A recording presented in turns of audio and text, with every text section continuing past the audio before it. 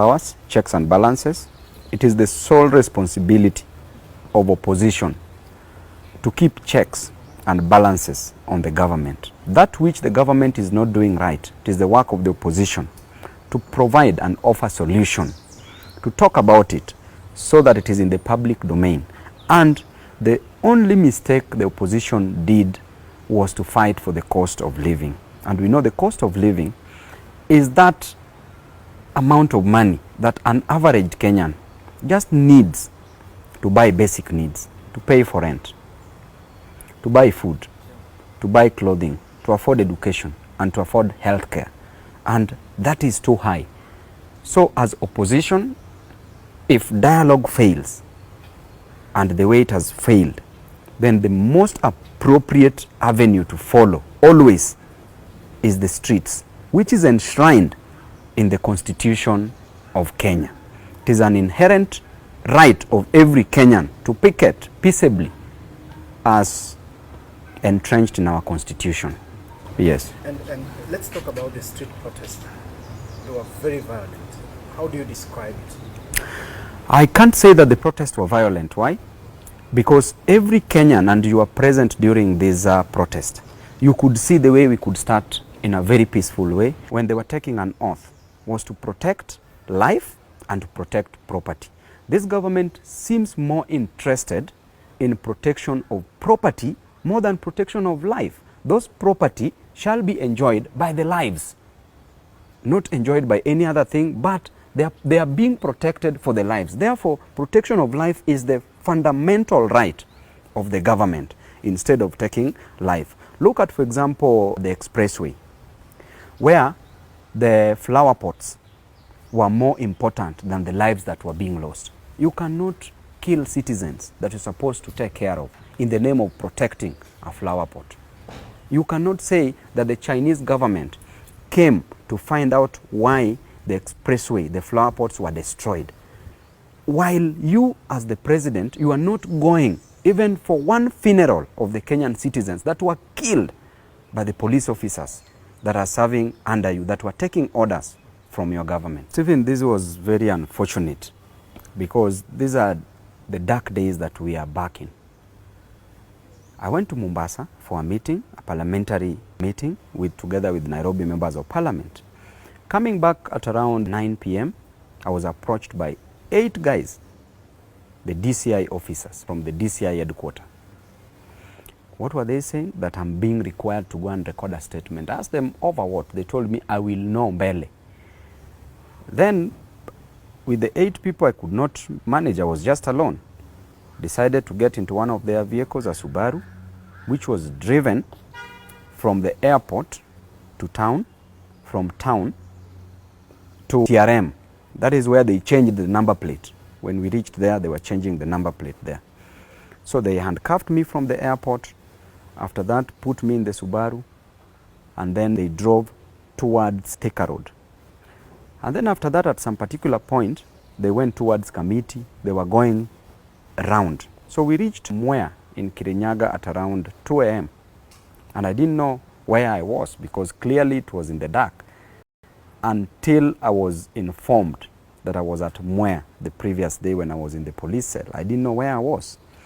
So having been mangled in the car, driven to Mwea in a police cell, in handcuffs, actually along the way from TRM, they blindfolded me.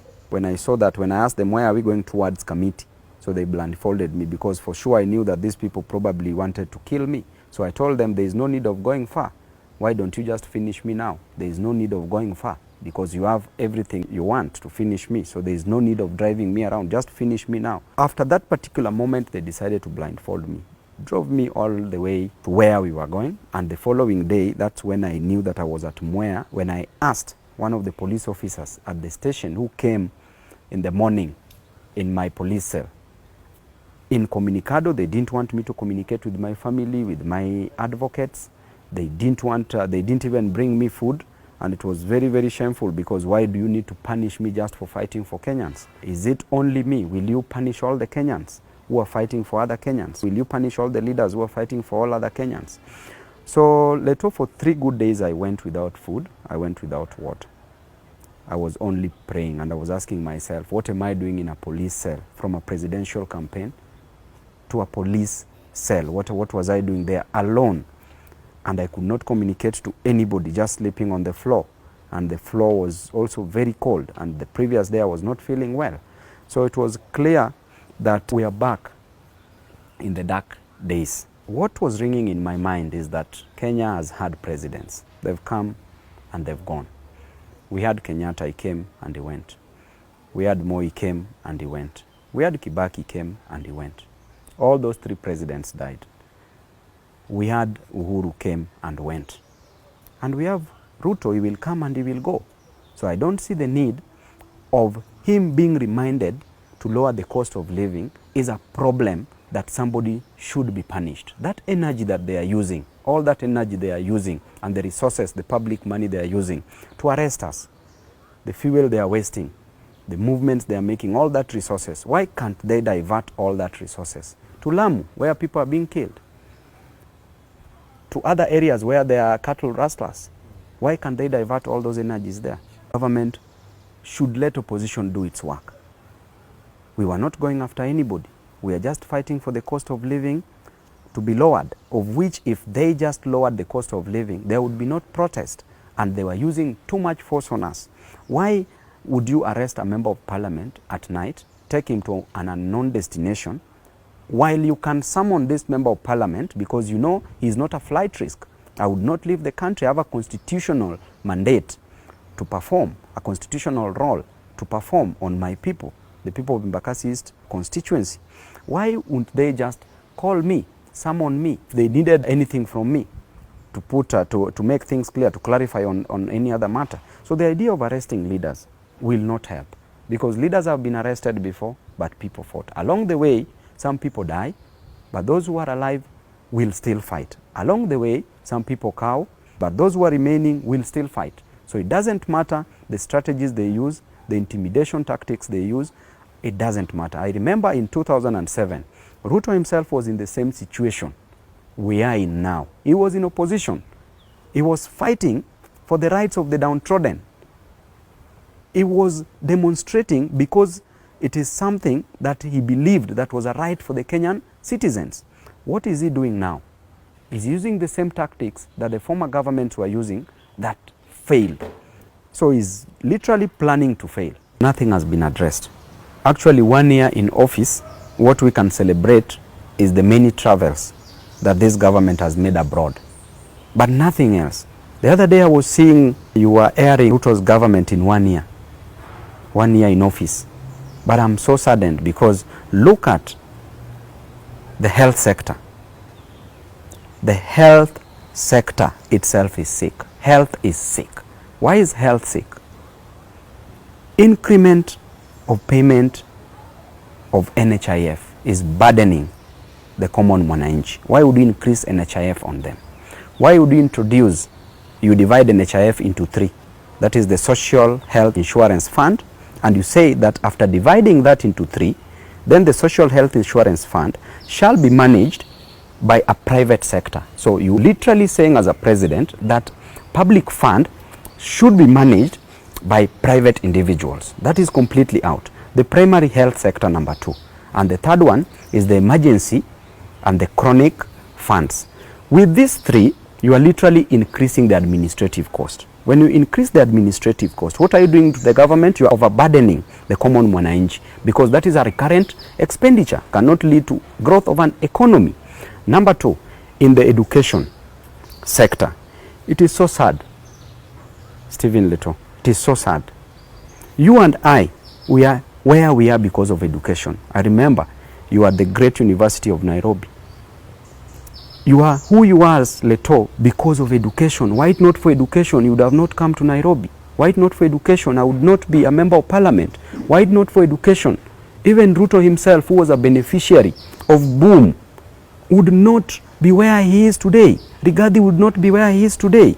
And I can tell you for sure that during Moi's time, there used to be boom, where they were getting free funding for university. All the students who qualified for university were being admitted at 100%. They were getting boom, they were getting loans. During Kibaki's time, there was introduction of the HELB the Higher Education Loans Board, where people were getting help, and there was also bursaries, and there was also extra loans in addition to that. During Uhuru's time, help was maintained. During these three regimes, there was 100% transition. Students were moving from high school in tunes of hundreds of thousands, joining university to pursue education. During Ruto's time is the only time where students are not joining university. There is no difference between a student who scored an A with a student who scored an E, because the student who scored an A cannot proceed because they cannot afford university fees. During Ruto's time is the only period where hundreds of thousands of students cannot join university. We are killing the education sector in this country, and we know the role of education in the economic growth of a nation by provision of skilled laborers. And in any place you go to in agriculture, there are skilled laborers. In health, there are skilled laborers. In the industries, there are skilled laborers. In every other place, there are skilled laborers. You are expecting, Leto, where you come from in Narok, where I come from in Kisumu, Nyalenda, you expect a parent who is selling vegetables, the mama mboga, the boda rider, the person who wakes up in the morning to go from Jengo. You expect that person, Leto, to part with 300,000 per year to pay for a social science course, the minimum cost. For 4 years, that person should part with 1.2 million Kenya shillings. You expect a mama mboga who makes a profit of 50 shillings per day, or even 100 shillings only. In a month, that is only 3,000 Kenya shillings. In a whole year, 3,000 by 12 is 36,000 Kenya shillings. So 36,000 Kenya shillings as a profit. Where will you get 1.2 million to pay for 4 years? Stephen Leto, this is quite unfortunate. We are killing the education in this nation, an education that has made Ruto who he is, education that has made Rigathi who he is, education that has made Stephen Leto and Babu Owino who they are. So I can say that we've destroyed completely education in this country. Then we go to agriculture. Today, if you go to the universities, you will find the students are not in a position to join. We are told that there are only 45,000 students who will benefit, who will be given scholarship. And of these 45,000 students, Leto, there is no money for accommodation. How will they get it? While HELB used to provide for that. They used to get money from HELB, they pay a fee, the little amount remaining, they used to buy food, they get accommodation. Where will they get food? How will they move from their villages to town? So literally, we've just said that we don't want an educated nation. In agriculture, we are being told that fertilizer is being subsidized. My brother, as you subsidize fertilizer and you increase the tax on fuel, if you increase the tax on fuel, anything that is capable of being transported, the value will increase. So therefore, even the cost of transporting fertilizer from one destination to the other, the value increases. And if the value increases, that farmer will ensure that that cost, the farmer will get it back from the farm produce. So which means that there's nothing, you are doing a zero work. So by the end of the day, you will increase the fuel cost, you increase the cost of transport, and you lie to Kenyans that you are subsidizing the cost of fertilizer. But by the end of the day, the farm produce, that flour, that maize cost will still be high. So you are not solving the cost of living. So by the end of the day, I'm a disappointed man on Ruto, a person who is educated, who is a doctor, who is advanced his education, who does not value the importance of education, having known that it is education that has brought him where he is. A person who was a minister for agriculture, having known the worth and the importance of agriculture, who works in a farm to take photos with maize that is not ripe for harvest and telling us that this is the direction. Yes, farming is the direction, but why destroy that farming if we know that the cost of those food that is being produced will not go down?